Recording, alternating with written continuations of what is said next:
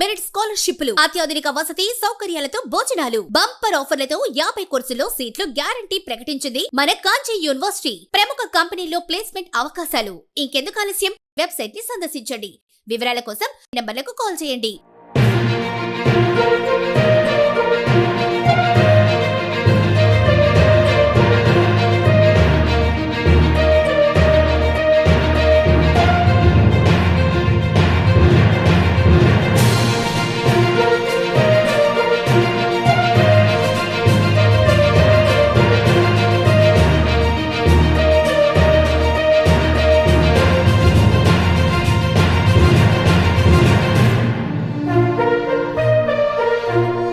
తెలంగాణ రాష్ట్రం ఏర్పాటైన కొద్ది రోజుల్లోనే అప్పటి తెలంగాణ రాష్ట్ర సమితి టీఆర్ఎస్ ప్రభుత్వం బ్రాహ్మణుల సంక్షేమం కోసం బ్రాహ్మణ సంక్షేమ పరిషత్ ఏర్పాటు చేసింది.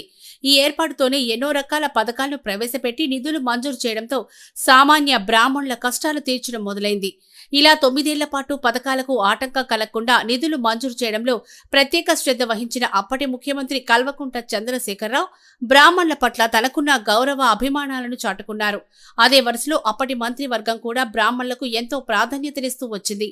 పథకాలతో పాటు బ్రాహ్మణుల ఆత్మ గౌరవానికి ప్రతీకగా ఉండేలా మహానగరంలో 100 కోట్ల రూపాయలు విలువ చేసే స్థలాన్ని అప్పగించడమే కాకుండా అందులో అత్యాధునిక సౌకర్యాలతో హంగులతో కార్పొరేట్ స్థాయిలో భవనం తీర్చిదిద్దింది. ఈ భవనం తీర్చిదిద్దడంతో పాటు రాష్ట్రంలోని అవసరమైన అనువుగా ఉన్న ప్రాంతాల్లో కూడా బ్రాహ్మణ భవనాలను మంజూరు చేస్తూ వాటిని అందుబాటులోకి తేవడంతో నిరంతరంగా శ్రమించారు అప్పటికి బ్రాహ్మణ సంక్షేమ పరిషత్ చైర్మన్ డాక్టర్ కెవి రమణాచారి.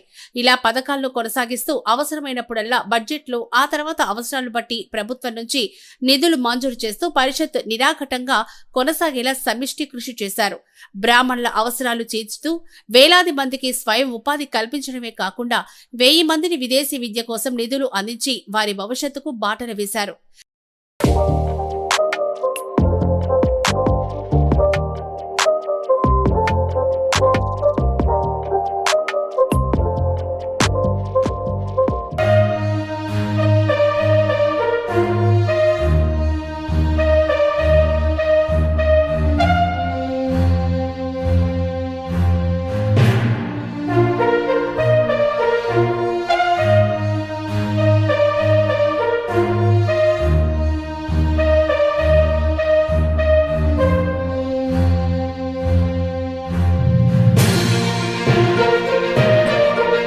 ఇక 2.5 ఏళ్ల క్రితం ప్రభుత్వం మారింది.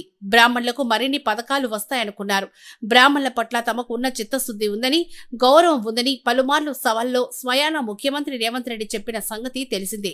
దీంతో బ్రాహ్మణుల సంక్షేమానికి డోకా లేదు అనుకున్న వారికి కాలం గడుస్తున్న కొద్దీ ఆశని పాతల్లా మారింది. ఎప్పుడెప్పుడు పథకాలు ప్రవేశపెడతారా, ఎప్పుడు తమ పిల్లలను చదువుకు పంపాలని ఎదురు చూస్తున్న వారికి 2.5 ఏళ్లు గడిచిపోయింది. చేసేది లేక పిల్లల చదువు ఆపలేక పథకాల ప్రకటన రాక అప్పులు చేసి చదివించుకుంటున్నారు. ఇక గత ప్రభుత్వం హయాంలో చివరి ఏడాదుల్లో విదేశాలకు వెళ్లిన విద్యార్థులకు నిధులు అందక కష్టాలు పడుతుంటే ఆ డబ్బు రాక పిల్లలు పరదేశంలో ఉండడంతో అప్పులు చేసి కాలం వెళ్లదీస్తున్న కుటుంబాలకు మాత్రం తీరని దుఃఖం మిగిలింది.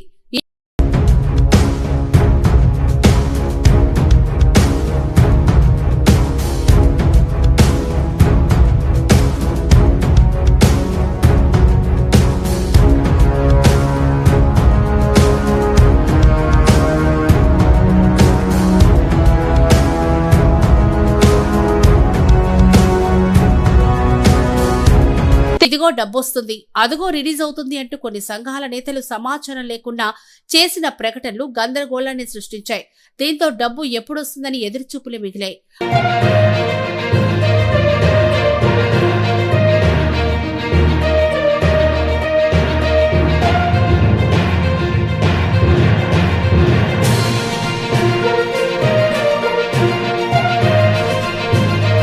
మొత్తం మీద బ్రాహ్మణ సంక్షేమం విషయంలో ప్రభుత్వం నుంచి ఎలాంటి భరోసా లేకపోవడంతో యావత్ రాష్ట్రంలో బ్రాహ్మణులంతా నిరాశలో పడిపోయారు.